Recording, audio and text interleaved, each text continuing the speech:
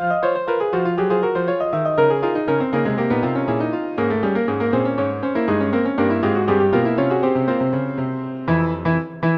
everyone, welcome back to another video. My name's Max, and today I'm going to be introducing my my novel. That's not very new because I've been doing it for 2 years or something. Over the past 2 years, I guess, I've been talking a bit about my book that I've been writing. I just thought I'd give it a brief introduction, and also because a lot of my content is going to be kind of based on it, because I've got a lot of work to do in terms of art-related things that you may or may not be interested in. So like last time, before we actually start talking about what we're meant to talk about, I'm just going to tell you about what I'm doing so you know the context of what's happening in front of you. These are my 3 main characters of my book, and I'm going to talk about them a bit in this video, also in subsequent videos. So I'm just painting like a portrait of them in gouache, and it's going to look really bad for like a solid 5 minutes. So I'm just going to show you some pictures of paintings I've done in gouache so that you know I'm actually good at painting, and that you just need to trust the process, and that it's not just me like acting like a toddler with art supplies. So my book then, so the context is kind of complicated. I will start at the very beginning. Basically 500 years before my book is set, on this fictional island that kind of exists north of Scotland but south of Iceland.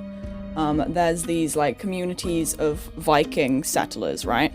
And they live in this toxic patriarchy where the women are all subservient to the men, and so that's a bit crap. And then one day, a group of women are like, you know what, screw this sucks. And so they have this massive uprising, and they like probably kill a bunch of dudes, and then they leave to go and live in the forest, where they're not going to be like abused and exploited every day. Then the god of this universe, called Amina, gives them like magical powers so that they can have babies by themselves, and they form a civilization on this mountain, away from like the demons of their past, and they form these like covens, because they're all witches, because they've got magic, and these are basically like different communities that have different like values and structures and things that like develop over time.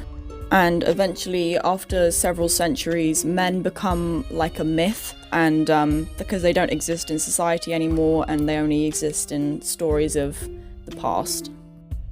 But then one day, guess what? A boy is born. Oh dang, what a plot twist. I bet no one saw that coming.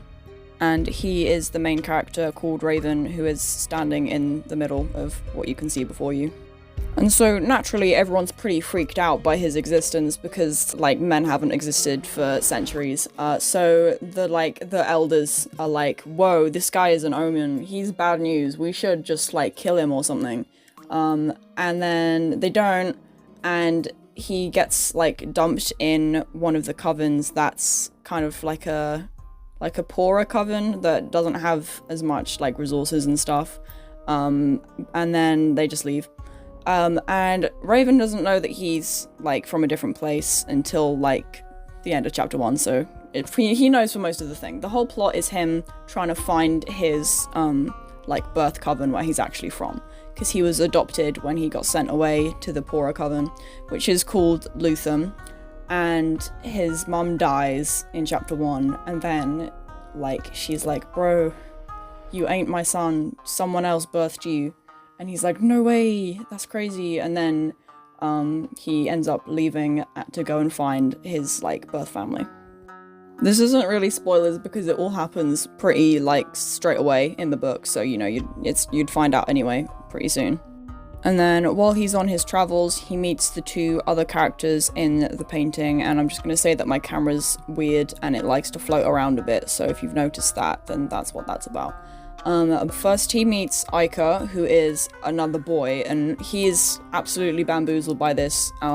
He's really freaked out by Ica because he has never seen another boy other than himself, and has been raised to think that boys are like evil kind of monsters from like mythology.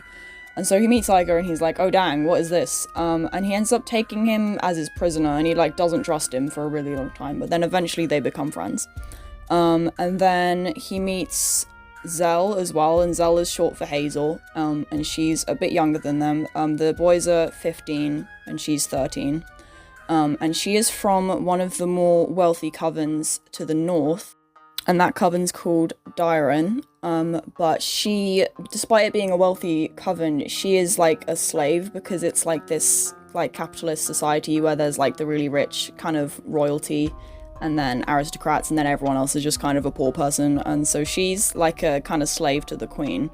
And Raven, well, they kind of help each other escape. They both like help each other, and then it's like, woo, yay, we're friends. And then they go off, and she like joins his adventures. And Ica obviously isn't from the mountain, because he's a boy, so he's from like the kind of the remains of the men that were left behind 500 years ago. They managed to like rebuild their civilization a bit. So there's like a couple really scrawny, measly villages around like the coast of the island. And then the mountain that the witches live on is right in the middle. So Ica's from one of those, and we kind of don't really know what Ica's deal is for kind of a long time, because he can't speak the same language, because obviously it's been 500 years, so the languages have kind of moved on a little bit. So he and Raven can't understand each other for most of the story.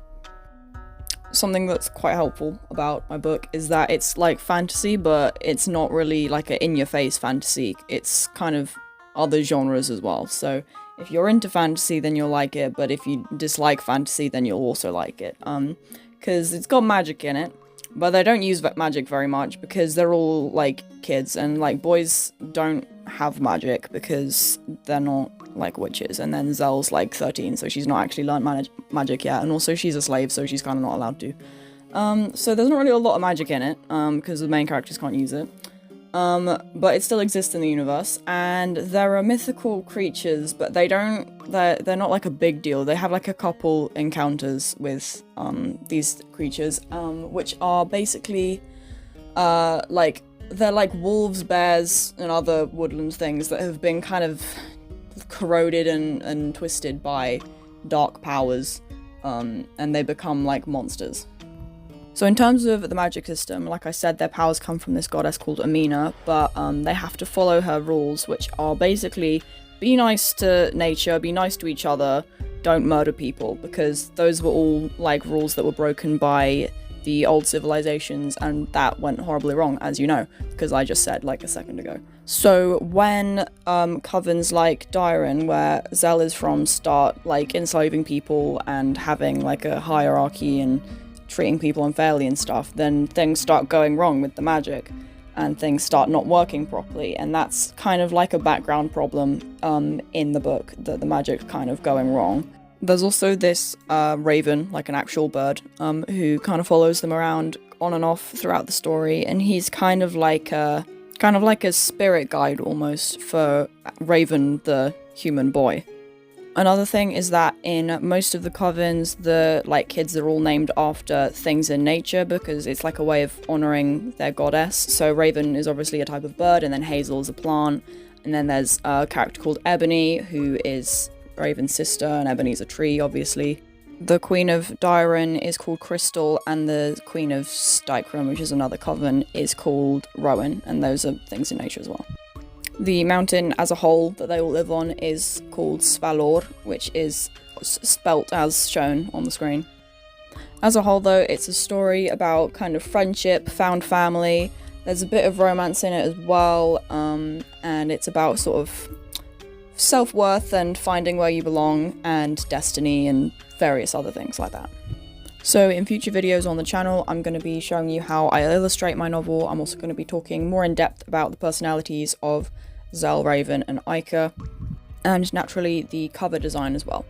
When I release it, which I'm going to hope is sort of the 1st of September, kind of around that time, early September, I'm going to release like an audiobook on my channel as well, of just like the first chapter, maybe the second chapter as well, so that you can like listen to it for free and see if you like it or not before committing to buying a copy for the extortionate price of £5.50. Excuse the repulsive side of my head that keeps coming in the shot. I had to get really close to do the details on the eyes so I wouldn't mess it up. Thank you for watching the video. I hope you enjoyed. I hope you're excited about my book now and you found that information useful. This is the final painting I did. As you can see, it looks much better close up, but it's still like a little bit weird. I hope to see you next week, and goodbye.